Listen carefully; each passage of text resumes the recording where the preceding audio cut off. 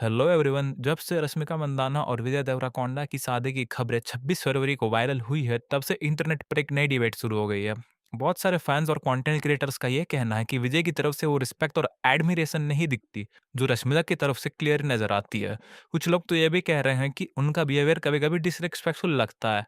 तो आज हम उन्हीं कुछ पॉइंट्स को डिस्कस करेंगे जिन्हें इंटरनेट पर लोग एग्जाम्पल के तौर पर यूज कर रहे हैं, और जिसके बेसिस पर कुछ लोग विजय को मिसोजिनिस्टिक नेचर का कह रहे हैं।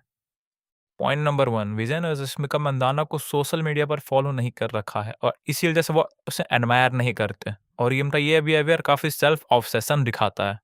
लाइक सीरियसली, ये भी कोई रीज़न हुआ? विजय की सोशल मीडिया फॉलोइंग पैटर्न देखो, वो ऑलमोस्ट किसी को भी फॉलो नहीं करते। अगर रश्मिका को फॉलो नहीं करना डिसरिस्पेक्ट है, तो फिर क्या इसका मतलब ये है कि वो अपने पेरेंट्स, फ्रेंड, डायरेक्टर या क्लिक्स की भी रिस्पेक्ट नहीं करते? क्योंकि उन्हें भी तो वो फॉलो नहीं करते। तो क्या अब रिलेशनशिप का मतलब ये हो गया कि वाइफ ही पुट यूनिवर्स हो?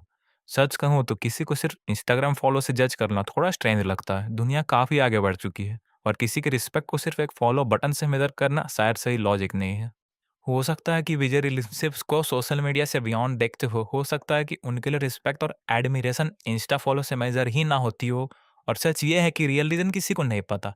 हम सिर्फ स्पेकुलेट कर सकते हैं, लेकिन इंटरनेट पर अक्सर लोग किस एक्शन या इवन किसी एक्शन के एब्सेंस को भी नेगेटिव मीनिंग में ही निकाल लेते हैं। फॉलो ना करना या करना ये एक पर्सनल चॉइस है, और किसी के कैरेक्टर को सिर्फ एक फॉलो बटन से जज करना शायद थोड़ा अनफेयर है। ये 2 कैप्शंस को देखो, इसमें साफ-साफ झलक रहा है कि रश्मिका का कैप्शन काफ़ी ज़्यादा लॉन्ग और इमोशनल था, जबकि विजय का कैप्शन शॉर्ट और सिंपल था, और इस बेसिस पर कंक्लूड कर लिया गया कि रश्मिका ज़्यादा एडोर करती है। लेकिन क्या किसी के इमोशंस को कैप्शन की लेंथ से मेज़र किया जा सकता है? हर इंसान का एक्सप्रेशन का स्टाइल अलग होता है। कोई अपनी फीलिंग्स लॉन्ग पैराग्राफ में लिखता है, और कोई 2-3 सिंबल्स लाइन्स में एक्सप्रेस कर देता है।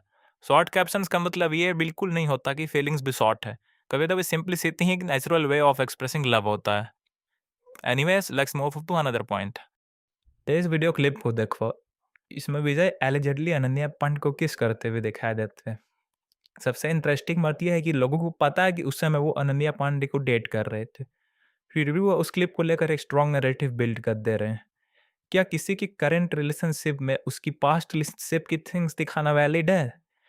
और वो एक प्लेफुल मोमेंट तो था इंटरव्यू का, फिर भी उससे मोमेंट ऑफ डिसरिस्पेक्ट का प्रूफ बना दिया गया। कभी-कभी इंटरनेट पर लोग कॉन्टेक्स्ट से ज़्यादा नैरेटिव को इम्पोर्टेंस देते हैं। So that's all for this video. बहुत सारी इंपॉर्टेंट पॉइंट्स रह गई है, जिसका हम डिस्कशन अगली वीडियो में करेंगे।